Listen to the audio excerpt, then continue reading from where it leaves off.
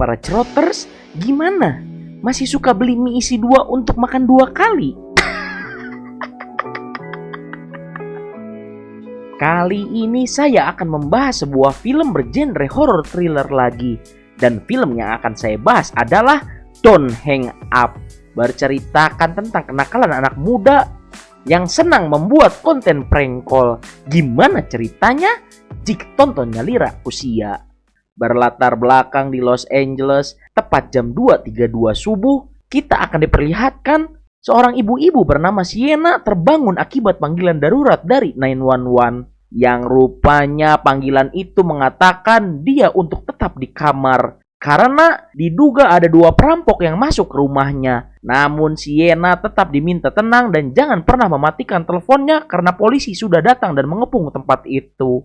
Tetapi Sienna yang mengingat ada putrinya di kamar menjadi sedikit panik. Tapi sekali lagi polisi meminta Sienna untuk tetap di kamar. Namun keadaan menjadi lebih kacau tatkala polisi mengatakan anak Sienna telah tertembak.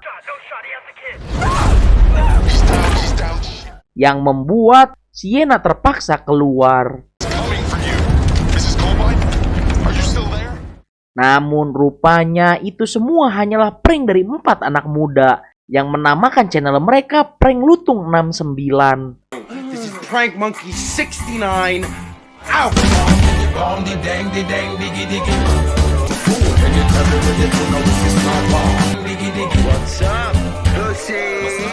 Dan prank lutung ini berisikan Mosley, Roy, Brady, dan juga Sam.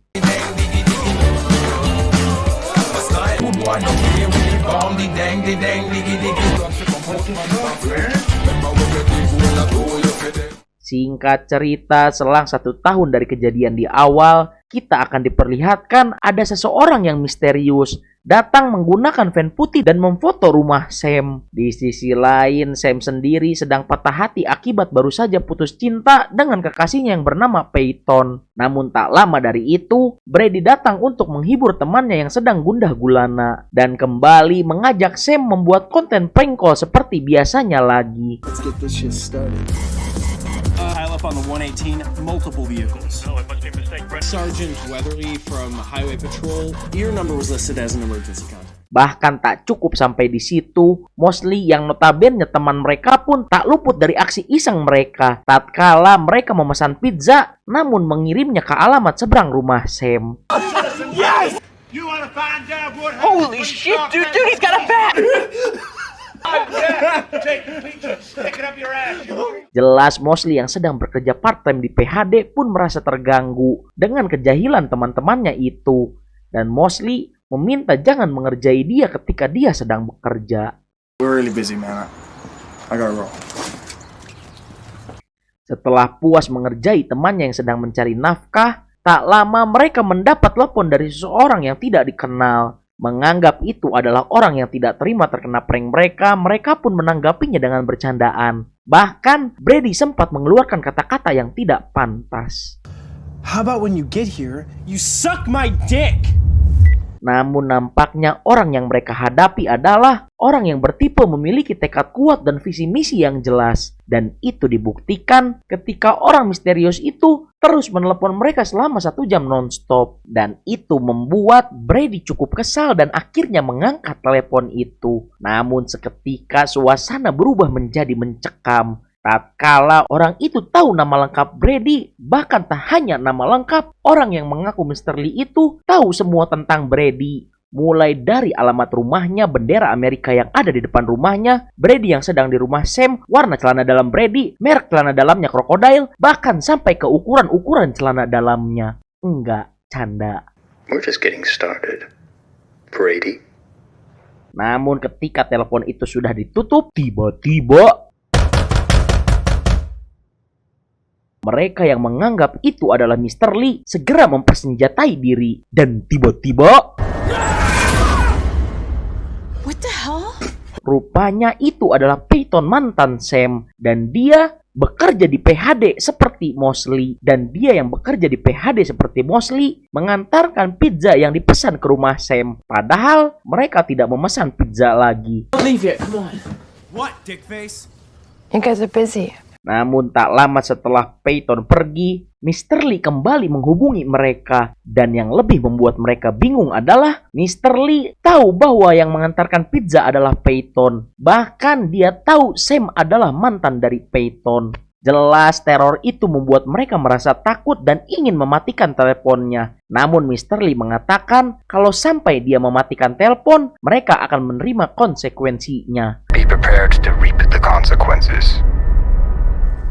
Dan tak lama dari mematikan telepon, Brady mendapatkan pesan yang berisikan nada ancaman, yang dimana dia mengatakan sebaiknya ketika telepon berdering, mereka mengangkatnya dan jangan coba mengetes kesabarannya. Brady yang mendapat pesan bernada ancaman pun berusaha untuk berhusnuzon. Mungkin itu adalah Mosley yang kesal karena telah mereka prank, atau mungkin saja itu Mang Amut yang sedang gabut. Namun prasangka baik mereka dihancurkan begitu saja tatkala mereka kembali mendapat foto kedua orang tua Brady yang sedang disekap. Dan yang lebih gila lagi, Mr. Lee mengatakan bahwa dia bukan Mosley. Jelas sampai di sini kita bisa simpulkan bahwa Mr. Lee bukan kaleng kongguan isi ranginang. Karena Mr. Lee bukan hanya tahu tentang mereka berdua, namun bisa mendengar apa yang mereka sedang bicarakan. You're right, Sam. This is definitely beyond Mosley. Jelas Brady dan Sam dibuat panik mendapat teror yang seperti itu. Dan mereka berdua memutuskan untuk menelepon 911. Namun tiba-tiba... Son, I won't ask you again. That's right, Brady.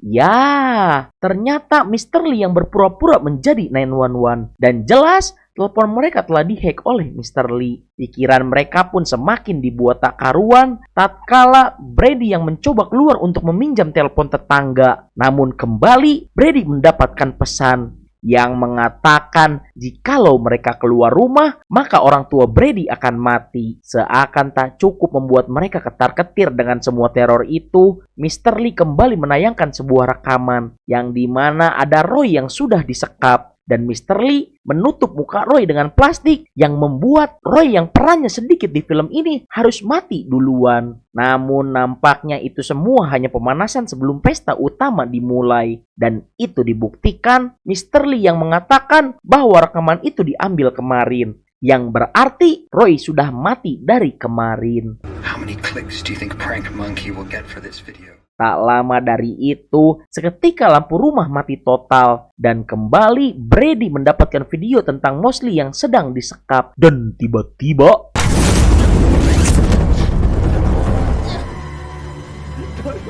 Ya, Sam menemukan Mosley yang tewas di halaman belakang rumahnya. Di sisi lain, Mr. Lee memerintahkan Brady untuk membunuh Sam. Dan itu adalah satu-satunya cara untuk bisa membebaskan orang tua Brady. Namun Brady yang tak enak hati kalau harus membunuh sahabatnya, lebih memilih untuk keluar rumah bersama Sam. Tapi di saat itu pula, TV kembali menyala dan menayangkan Peyton yang sedang diculik oleh Mr. Lee tepat di depan rumah Sam. Namun jelas rekaman itu bukan live, yang membuat Brady dan Sam memiliki perbedaan pendapat. Tatkala Brady tetap kekeh untuk keluar rumah dan mencari bantuan, sementara Sam ingin tetap berada di rumahnya dan berusaha tetap menyelamatkan Peyton dan kedua orang tua Brady. Dan perbedaan pendapat itu berujung dengan perkelahian mereka yang tanpa disengaja Sam membuat Brady pingsan. Di saat itu pula Sam kembali dikirimkan sebuah video yang dimana kali ini Mr. Lee meminta Sam membunuh Brady sebagai bentuk alat tukar kalau Peyton ingin selamat. Namun Sam yang tidak dibutakan oleh cinta lebih memilih mengikat tangan Brady agar Brady tak kekeh keluar rumah. Tapi tak lama dari itu lampu rumah kembali mati. Dan Mr. Lee mengirimkan sebuah video anak kecil bernama Izzy. Dan itu sama persis dengan pengirim video penyekapan orang tua Brady. Yang usut punya usut, Izzy sempat meng-add Sam. Namun yang lebih mengagetkan adalah semua postingan Izzy berisikan tentang kegiatan Sam dan kawan-kawan. Dan ada satu video yang berjudul Peyton Video 3. Mendengar hal itu, Brady seketika panik dan meminta Sam untuk tidak membuka videonya. Yang ternyata itu adalah sebuah video skandal antara Brady dan juga Peyton. Have you done this before? Did you record us having sex? Tak terima sahabatnya menjadi penyebab putus Sam dan Peyton, jelas Sam menjadi amuk-amukan kepada Ruguh dengan memukuli Brady. Setelah menenangkan pikirannya, Sam meminta Mr. Lee untuk menayangkan video kedua orang tua Brady untuk memastikan bahwa mereka berdua masih hidup. Namun sepandai-pandainya tupai meloncat, pasti Soledad juga. Dan itu dibuktikan dengan Sam yang sadar bahwa jam yang ada di video itu menunjukkan pukul 8:30. Sementara sekarang adalah pukul 10:20. Sehingga itu membuat Sam tersadar bahwa tayangan itu bukanlah live. Dan Sam memutuskan untuk melepas ikatan Brady dan meminta Mr. Lee untuk menunjukkan kondisi kedua orang tua Brady. Dan akhirnya Mr. Lee menunjukkan kebenarannya bahwa sebenarnya kedua orang tua Brady telah tewas semenjak Mr. Lee menelepon dia di awal film. Brady. Sampai di sini kita bisa kembali menyimpulkan bahwa Mr. Lee bukanlah orang tanpa rencana. Dan itu dibuktikan bahwa Mr. Lee telah memulai aksinya jauh sebelum Sam dan Brady memulai pranknya di hari ini. Brady yang sudah dipenuhi rasa dendam terhadap Mr. Lee pun akhirnya meminta Sam untuk keluar dan meminta bantuan. Sementara Brady akan menghadapi Mr. Lee sendirian. Brady mulai mencari Mr. Lee ke belakang rumah. Namun yang dia lihat adalah mayat Mosley yang sudah ditutupi oleh kain. Namun ketika mengecek halaman belakang, Brady malah melihat jasad Mosley yang sedang duduk antang di ayunan. Dan tiba-tiba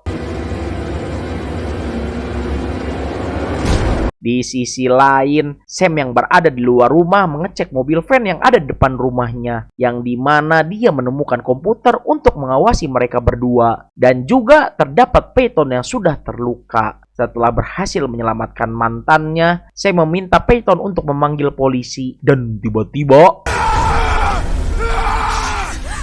mendengar teriakan temannya, Sam pun segera menghampiri Brady. Namun kembali, Sam mendengar suara teriakan Peyton.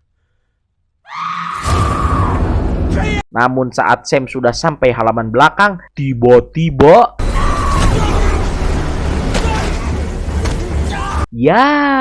Mr. Lee berusaha menyerang Sam dari belakang. Namun ketika sudah berhasil dibunuh oleh Sam, Sam tersadar tatkala melihat tato di tangan itu adalah milik Brady. Dikarenakan dandanan serta mulut dan tangan yang dilakban, Sam mengira itu adalah Mr. Lee. Jelas itu membuat Sam sangat terpukul karena dengan tangannya sendiri dia telah membunuh sahabat baiknya.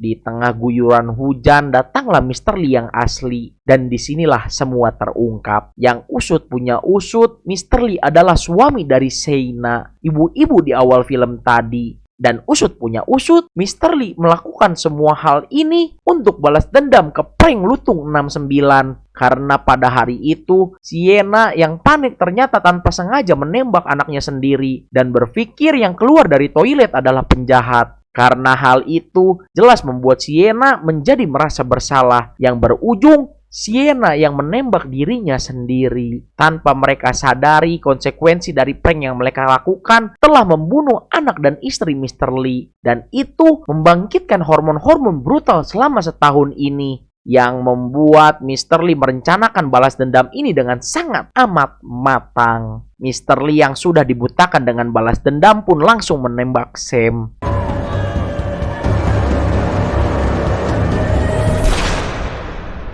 Namun yang mengejutkan adalah ternyata Sam terbangun dengan pisau dan pistol di tangannya. Dan ketika Sam keluar, dia menemukan Peyton yang sudah terbujur kaku. Tak lama dari itu, polisi juga datang.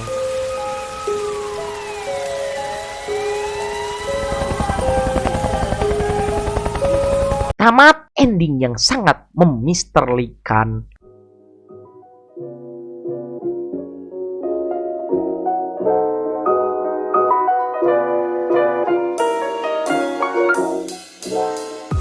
Jelas Sam akan hidup di penjara dengan waktu yang lama dan rasa bersalah yang sangat amat mendalam atas kejadian itu semua. Namun hikmah yang bisa kita ambil dari film ini adalah jangan suka ngeprank-ngeprank orang karena kita tidak tahu kondisi orang yang kita prank. Kalau ketika kalian prank dan orang itu kaget dan dia punya riwayat jantung gimana? Hayo, Dan dari sisi orang yang suka ngeprank, gimana kalau kalian lagi benar-benar dalam posisi berbahaya, tapi kalian malah tidak dipercayai karena suka ngeprank? Hayo. Jadi, udah, mending jangan suka ngeprank yang merugikan orang. Udah, itu aja.